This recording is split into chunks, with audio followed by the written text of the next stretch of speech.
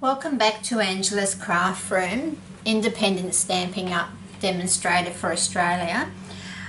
I've just come back to you after the other day I showed you briefly how to make your bases for your easel cards, and this was the flower pot one that I said I'd come back and show you how to get that flower pot shape.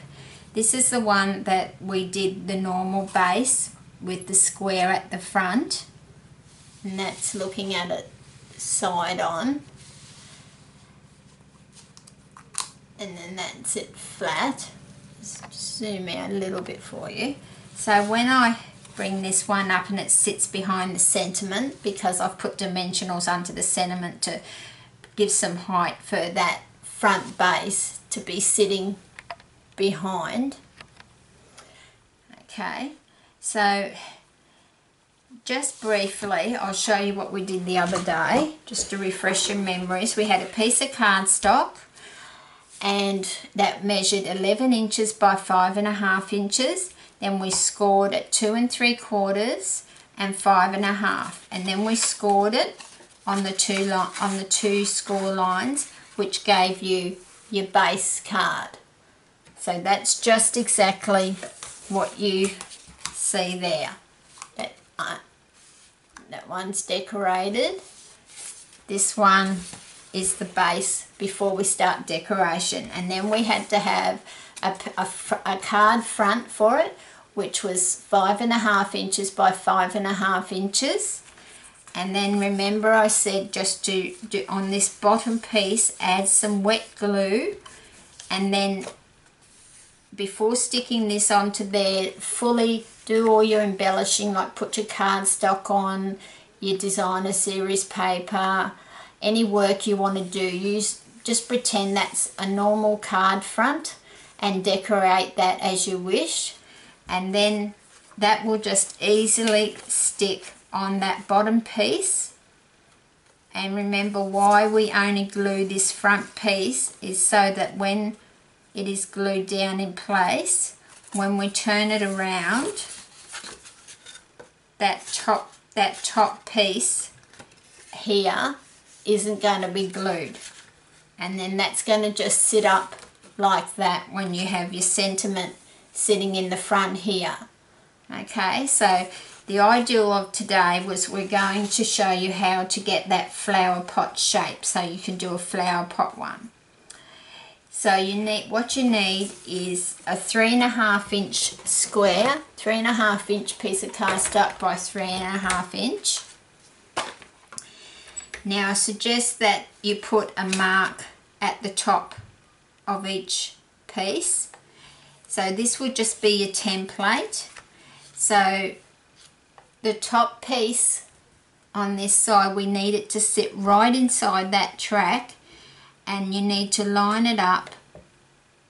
The top piece is in the top of the track, and then the bottom corner here is actually on a 1/2 inch mark.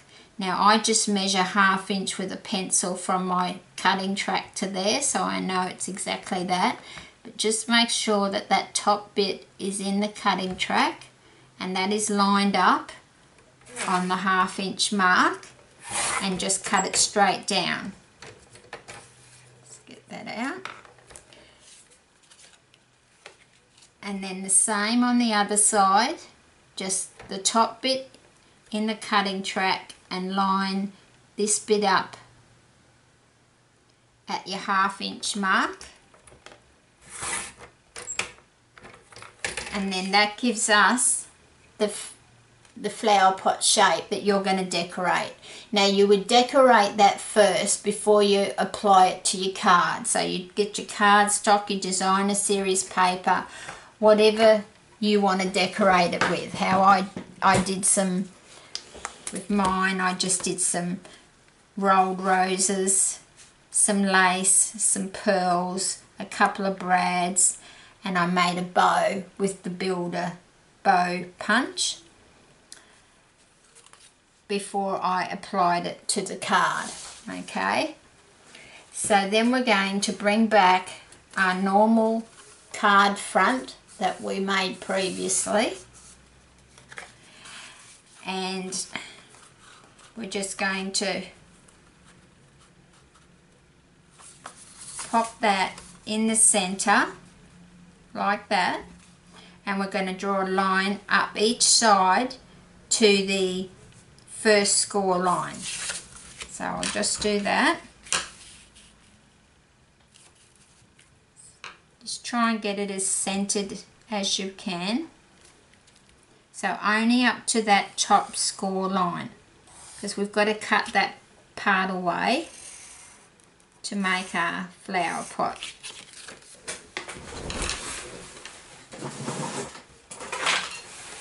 Let's grab my scissors. So you can see where I've marked that.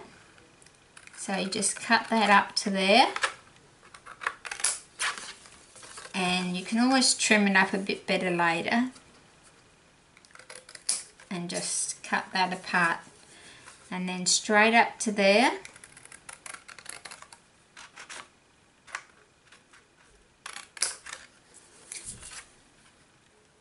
And straight along the score line,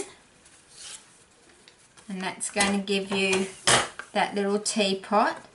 Now remember, as I said, you put your cardstock, your designer series paper, mat with cardstock these parts and the back before you go sticking on your flower pot. Okay, so now I'm just bringing in another piece of cardstock.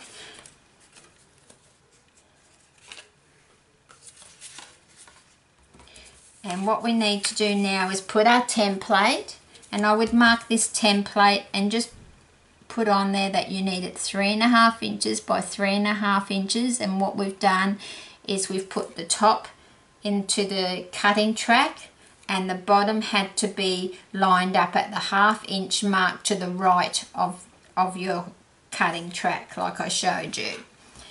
And now we're just going to make a line down here because we need to cut the teapot out. Doesn't have to be perfect, just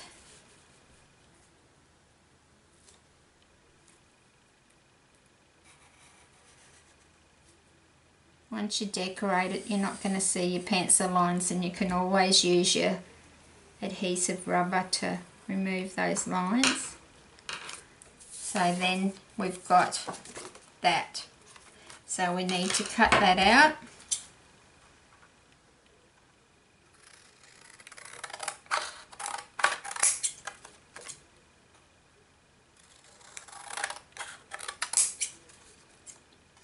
It would just take too long for me to do a full card, so I thought if I just showed you how I got the template, you should be able to make one.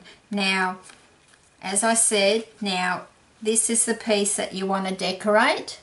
You want to completely decorate that, and then once it's decorated, you're just going to line it up there and stick it down onto there. Now I've noticed that that's not exact, so what I would do is just trim off the edges, just a couple of spots.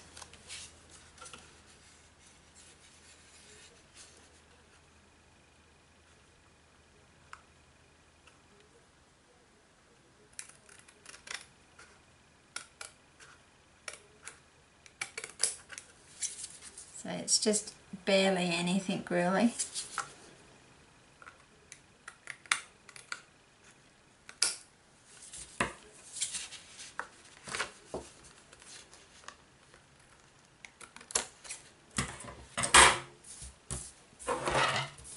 So then, if you had decorated, let's pretend you've decorated that. Just grab my snail. And just say I've decorated that, you would glue it a bit better than I would use a wet glue, because then you got that little time to move it. So then you just line it up at the bottom, and then that would sit up. Once you've got it all decorated, that would sit up like a teapot. So like this is my finished one. So I would recommend that you put cardstock and designer series paper there, and at least put inside like how I've put one lot of cardstock, and then on the back I've put cardstock and the designer series paper, and then on your actual teapot I've also put cardstock, designer series paper, and then on the inside also cardstock, because it just gives you a lot more thickness in your card and it will stand up very easily for you. So I hope that helps you to make a teapot, a flower pot easel card. And thank you for stopping by, and I look forward to doing another tutorial with you next time.